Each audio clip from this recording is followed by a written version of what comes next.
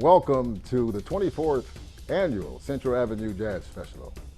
Today we have a special guest with us, Mr. Michael Dolphin, son of John Dolphin, the one who made a significant contribution to the development of sounds of Central Avenue. Did he ever record Ernie Andrews? Didn't record Ernie Andrews. Yeah. Did record Charles Mingus and Buddy Collette. Their first records were there, and the story that I heard from Buddy himself was that he listened to what they had to offer one day and said, oh, that's not going to work.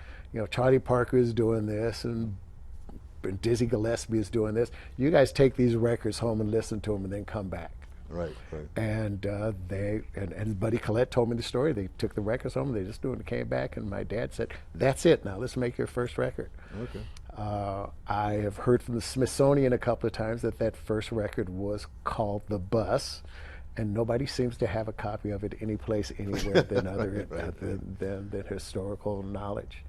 Well, he recorded a lot of music, right? Recorded a lot. Do you have any idea how many, is there any, roughly how many recordings? I looked on YouTube the other day, and I just, it's a bunch of stuff. He's got there the money. 153, 154 that are listed as I recollect. I got you, right. Now, speaking of Ernie Andrews a little bit. Mr. Central Avenue. Yeah, he's still with us. He's 92 years old. He's still with us. Right, and he's slated to participate in the festival, God willing. God willing. Ernie he's at his age now. It's a little more difficult standing in front of the stage all day. But Ernie is Mr. Central Avenue. He is. We've never thought of doing the festival without being sure that Ernie was there. And in the years, as I recollect, there was one year that it was just a mix-up, and he called to say that he apologized profusely for not being able to make it, but things happen. The same thing happened to me one year. I had to call him and apologize because I wasn't going to be there. Ernie won a talent contest at the Lincoln Theater at 38th and Central when he was 17, as I recollect. And I say recollect, obviously I wasn't there. Right. But as I recollect, and from there, his career just spiraled upward. But at the same time, for all of the critical acknowledgement that Ernie got, there was a lot of back and forth about terms of kind of equality and equity. Right. In the things that, and Ernie is recorded with a bunch of folks, just a bunch of folks, from Basie to the Philip Morris Orchestra, to Cannonball Adderley, to a number of other albums, and so on his own. He's kind of integrated too. Was it Harry James or somebody? He did do something with Harry James. Yes, as a matter of fact, he did. Yes, he did.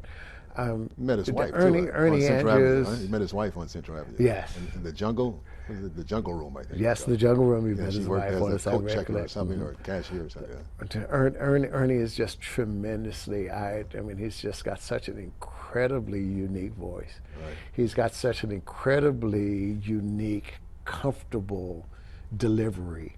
One of the favorite things over the years that we've all gotten to see is Ernie Ernie always wears a tam o'shanter or a Kangol hat.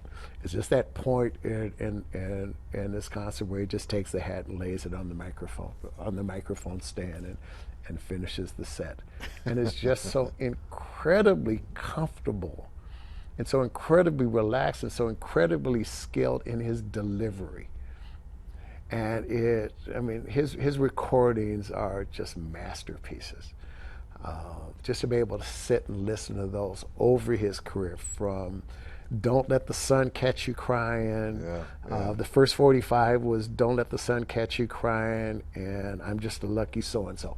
I think that was 1946, 47, somewhere around. And I think the second one you mentioned was the first song. Mm-hmm. And they were going to wax it, I guess, and they needed a side B. They needed a second side. Bill Green went home and wrote it. It that night. Let's just put this on the other side. Right. And it too has become a standard. Yeah, it's a beautiful. Absolutely. Song. Beautiful song. There's so much in Central Avenue. There's it's so impossible much in Central Avenue. To talk about it all. It is, but there's so much to celebrate, and I know I made the comment earlier. as Angelenos, this history is important to all of us as Angelenos, because what Central Avenue has contributed to the city in the arts and the culture and the music is worthy of those remembrances.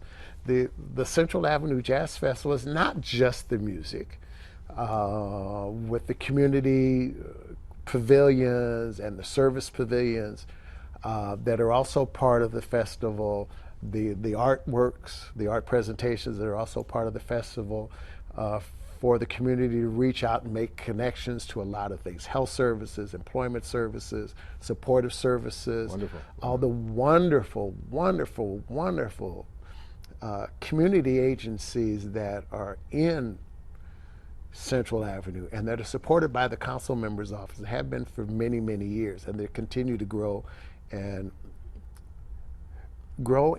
foster others who have. One of the wonderful things that I've been able to see throughout the years is to see staff who start off with one organization, who grow on their own and become so talented and skilled at what they do, and then to be able to take their skills and their knowledges to other agencies, to new burgeoning agencies, and grow more agencies of service and community. Wonderful, wonderful. Along Central Avenue.